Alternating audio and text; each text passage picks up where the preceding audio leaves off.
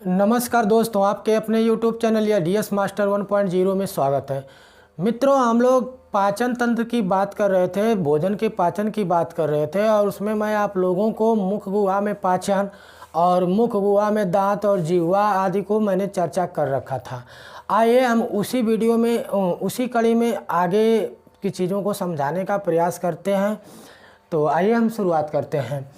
देखिए, हमने सबसे पहले मुख गुहा के बारे में बताया था कि मुख गुहा में किसका किसका पाचन होता है। तो मुख गुहा में केवल वसा का ही कार्बोहाइड्रेट्स का पाचन होता है और उसे टाइलिन एमाइलेज नामक एंजाइम पाचन करता है। इसके बाद यहाँ पर दांत और जिह्वा के बारे में भी मैंने बता रखा था। अब देखिएगा, जब भोजन को हम कूच देते हैं, दांतों से पीस देते हैं, तो पीसने के बाद पीस देते हैं तो भोजन को निगलने से पहले जो उसकी अवस्था बन जाती है उसे हम बोलस कहते हैं। क्या कहते हैं? बोलस कहते हैं। और उस बोलस को जब हम निगलते हैं तो बोलस वो ग्रास नली के माध्यम से कहाँ पहुँचता है? अमाशय में पहुँचता है। समझिएगा बात को। देखिएगा, मुख गुहा से भोजन कहाँ पहुँचेगा? ग्रास नली में। इसको हम क्या बोलेंगे? ग्रास नली बोलेंगे। अब देखिएगा, भोजन यहाँ पर हम लोग देख रहे हैं कि ये श्वसनीय है। क्या है? श्वसनीय। और ये क्या है? ग्रास नली है। दोनों जो है एक ही मार्ग से जा रहा है। तो यहाँ निसंदेह जो है कि अगर भोजन यहाँ पर कोई प्लेट ना होगा तो भोजन जो है ग्रास नली में न जा कर के श्वसनी में चला जाएगा। लेकिन भोजन को श्वसनी में जाने से रोकने के लिए यहाँ पर एक वाल्व या प्लेट होता है जिसे हम बोलते हैं एपिग्लोटिस बोलते हैं। क्या बोलते हैं? एपिग्लोटिस बोलते हैं। और यह एपिग्लोटिस जो होता है भोजन को श्वसनी में जाने से रोकता है।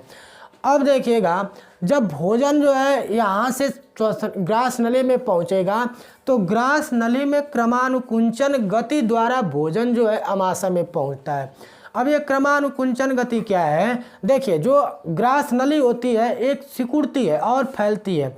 यह सिकुड़ेगी, फैलेगी, सिकुड़ेगी, फैलेगी। जब यह सिकुड़ेगी तो यहाँ का जो भोजन होगा, ये सिकुड़ेगी तो भोजन यहाँ का आगे पहुँचेगा। फिर ये सिकुड़ेगी तो यहाँ का जो भोजन बोलस रूप में होता है तो वह बोलस आगे बढ़ेगा।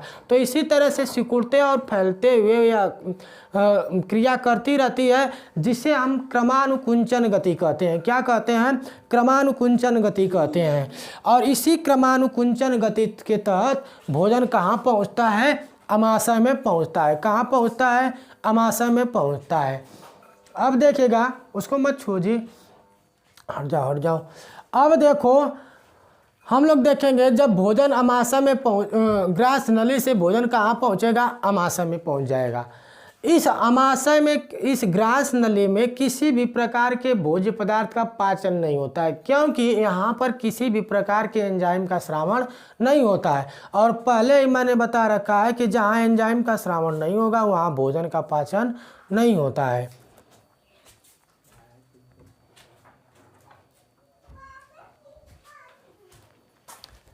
भोजन का पाचन वही होगा जहाँ पर एंजाइम का श्रावण होगा। अब देखिएगा, भोजन कहाँ पहुँच गया?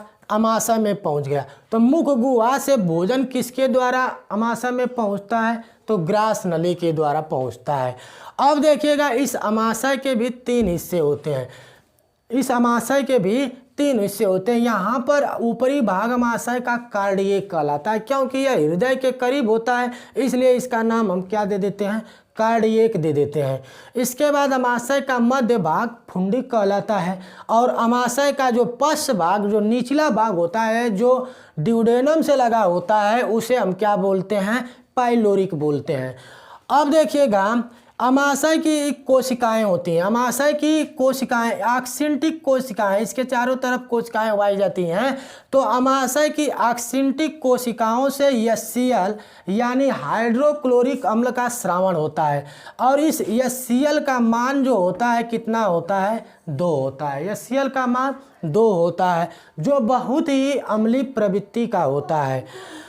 अब मान लीजिए कि यह अमाशय से HCl का श्रावण हो रहा है, अमाशय से HCl का श्रावण हो रहा है। तो आप जानते हैं कि HCl या हाइड्रोक्लोरिक अम्ल जो होता है बहुत ज्वलनशील होगा, क्या, और वह हमारे अमाशय को भी नुकसान पहुंचा सकता है। लेकिन यह नुकसान न हो इसके कारण अमाशय की म्यूकोसा कोशिकाओं से, किन कोशिकाओं से, म्यूकोसा कोशिकाओं से, म्यूकोसा कोशिकाओं से म्यूसिन का स्रावण होता है। और वह म्यूसिन एक क्षारीय पदार्थ होता है। क्या होता है? म्यूसिन एक क्षारीय पदार्थ होता है। यहाँ मैंने लिखा है कि म्यूकोसा को अमाशय की सुरक्षा देने के लिए म्यूकोसा से म्यूसिन का स्रावण होता है, और म्यूसिन कैसा होता है? क्षारीय होता है। अब जानते हैं कि अम्ल और क्षार जब मिलेंगे तो वह उदासीन हो जाएंगे, न्यूट्रल हो जाएंगे। तो इस तरह से हमारे अमाशय की क्या होती है? सुरक्षा होती है। अब देखिएगा इस अमाशय के कुछ कार्य भी हम लोग देख लेते हैं। तो अमाशय के एचसीएल के कार्य देखेंगे तो एचसीएल जो होता है भोजन को गलाने का कार्य करता है। दूसरा कार्य हम लोग देखेंगे भोजन को सड़ने से बचाने का काम करेगा। दोस्तों यहाँ पर अमाशय में भोजन सर्वाधिक देर तक 3 से 4 घंटे तक भोजन कहाँ रहता है? अमाशय में रहता है। अब 3 से 4 घंटे तक भोजन अमाशय में रहेगा तो निस्संदेह सड़ने लगेगा, लेकिन उस सड़ने से बचाने का काम कौन करता है? अमाशय करता है। अब एक कार्य और देखिएगा, मुख गुहा से बच करके आए हुए जो रोगाणु होते हैं उसे लाइसोजाइम से बचकर जो रोगाणु आ जाते हैं उसे कौन मार देता है? एचसीएल। यहाँ लिखे हैं कि लाइसोजाइम एंजाइम से बचकर जो रोगाणु अमाशय में पहुँच जाते हैं उसे एचसीएल मार देता है। अर्थात मैंने बताया था कि मुख गुहा में जो लार होती है उसमें 2 प्रकार के पदार्थ पाए जाते हैं। एक तो लाइसोजाइम एंजाइम पाया जाता है और लाइसोजाइम पाया जाता है और टाइलिन एमाइलेज एंजाइम पाया जाता है। टाइलिन एमाइलेज एंजाइम जो होता है वह कार्बोहाइड्रेट, मंड या चोकर का पाचन करता है, और लाइसोजाइम जो होता है भोजन के साथ रोगाणुओं को मारने का काम करता है। तो लाइसोजाइम तो छोटे छोटे रोगाणुओं को मार देता है, लेकिन जो बड़े रोगाणु होते हैं उनको मार नहीं पाता है। तो वे उन रोगाणुओं को यहाँ पर कौन मार देता है? एचसीएल मार देता है। आइए हम लोग आगे देखते हैं अमाशय में पाचन। दोस्तों अब हम लोग देखेंगे अमाशय में पाचन। तो अमाशय में देखिए किसका किसका पाचन होता है, कैसे पाचन होता है, हम लोग इसको समझने का प्रयास करते हैं। देखिए अमाशय में जठर ग्रंथियां पाई जाती हैं। क्या पाई जाती हैं? जठर ग्रंथियां पाई जाती हैं, और जिनसे जठर रस का स्रावण होता है। तो इस बात को आप याद रखिएगा। आपसे पूछेगा कि जठर रस का स्रावण किससे होता है, तो किससे होता है? अमाशय से होता है। अब उस जठर रस में निम्न एंजाइम पाए जाते हैं। क्या पाए जाते हैं? जठर रस में निम्न एंजाइम पाए जाते हैं।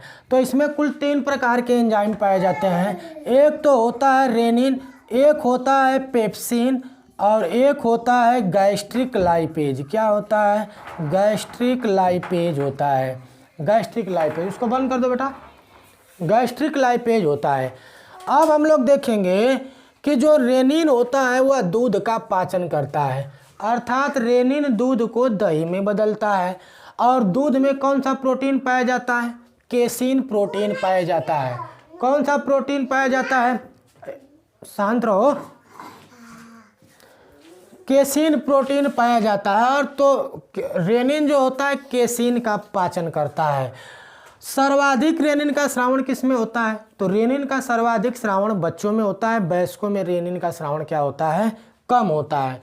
दूध की धुली हुई प्रोटीन किसे कहते हैं? केसीन क्यों कहते हैं? तो ये कुछ फैक्ट है, इन फैक्टों को आप सीधे याद रखेंगे।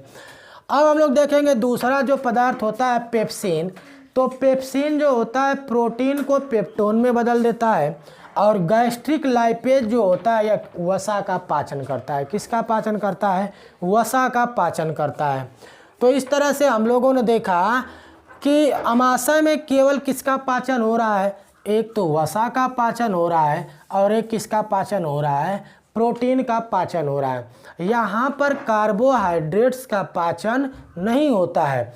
मैंने बताया था आप लोगों से कि मुख गुहा में केवल कार्बोहाइड्रेट्स का पाचन होता है, यानी मंड का पाचन होता है, और यहाँ अमाशय में केवल वसा और प्रोटीन का पाचन हो रहा है। अब देखिएगा कुछ हम जानकारियाँ देख लेते हैं। जैसे कहते हैं पेट में चूहा कूदना और पेट्टिन अल्सर रोग क्या होता है। देखिएगा पेट में पहले चूहा कूदना क्या होता है। जैसे हमें किसी नियत समय पर हम लोग भोजन करते हैं, मान लीजिए प्रत्येक दिन आदमी 9 बजे भोजन कर रहा है सुबह, अब वह 9 बजे जिस दिन भोजन नहीं किया, 12 बज गया, 1 बज गया, तो उस कंडीशन में क्या होता है कि हम जानते हैं कि हमारे अमाशय की कोशिकाओं से, ऑक्सिंटिक कोशिकाओं से HCl का स्रावण होता है, तो वह नियत समय पर HCl का स्रावण होगा। चाहे हम भोजन ले या चाहे न ले, वह नियत समय पर, क्योंकि उसको आदत बन चुकी है, वह उसी नियत समय पर HCl का स्रावण होगा। जैसे मान लीजिए कोई आप शाम को भोजन करते हैं, तो उस समय किसी कुत्ते को 8 बजे डेली आप भोजन करते हैं, तो कोई कुत्ते को एक आध रोटी फेंक देते हैं, तो वह कुत्ता डेली 8 बजे जो है आपके पास आ जाएगा, बिना बुलाए आ जाएगा। वो कहीं भी रहेगा तो वह 8 बजे आ जाता है, और जब आप खाना खा लेते हैं, रोटी दे देते हैं, तो वह फिर किसी दूसरे जगह चला जाता है। ठीक उसी प्रकार से अमाशय की ऑक्सिंटिक कोशिकाओं से HCl का स्रावण नियत समय पर होगा, और जब नियत समय पर होगा तो म्यूकोसा से म्यूसिन का भी स्रावण होगा। अब अमाशय को क्या चाहिए? भोजन चाहिए। उसको सड़ाने के लिए, गलाने के लिए क्या चाहिए? भोजन चाहिए। लेकिन जब अमाशय जो है HCl जो है भोजन को नहीं पाएगा, तो वो क्या करेगा? जो म्यूसिन की जो परत होती है उसी को काटने लगता है। उसी को क्या करने लगता है? उसी को काटने लगता है, और जिससे आपके पेट में हल्का हल्का मीठा मीठा दर्द होने लगता है। तो उसी को हम कहते हैं पेट में चूहा का कूदना। अब देखिएगा पेक्टिन अल्सर रोग क्या होता है। देखिए, आप जानते हैं कि यहाँ पर HCl का स्रावण होता है। किसका स्रावण होता है? HCl का स्रावण होता है। लेकिन जो व्यक्ति शराबी होते हैं, जो व्यक्ति शराब का ज़्यादा सेवन करते हैं, तो उनके अमाशय में HCl की मात्रा अधिक हो जाएगी, और जब HCl की मात्रा यानी अम्ल की मात्रा अधिक हो जाएगी, तो वह अमाशय की दीवारों को या अमाशय को क्या पहुंचाते हैं? हानि पहुंचाते हैं, जिससे पेक्टिन अल्सर नामक रोग हो जाता है। दोस्तों, आज के वीडियो में हम इतना ही देखेंगे। आगे हम लोग देखेंगे छोटी आंत में पाचन, और छोटी आंत में पाचन को आगे हम लोग समझने का प्रयास करेंगे। हम लोग मिलते हैं एक नए वीडियो में, और यदि वीडियो आप लोगों को अच्छी लगेगी तो लाइक करना, चैनल को सब्सक्राइब करना तथा अपने दोस्तों को भी शेयर करना। आपके लाइक, शेयर और कमेंट से एक मुझे मोटिवेशन मिलता है। तो हम लोग मिलते हैं एक नए वीडियो के साथ। तब तक के लिए नमस्कार।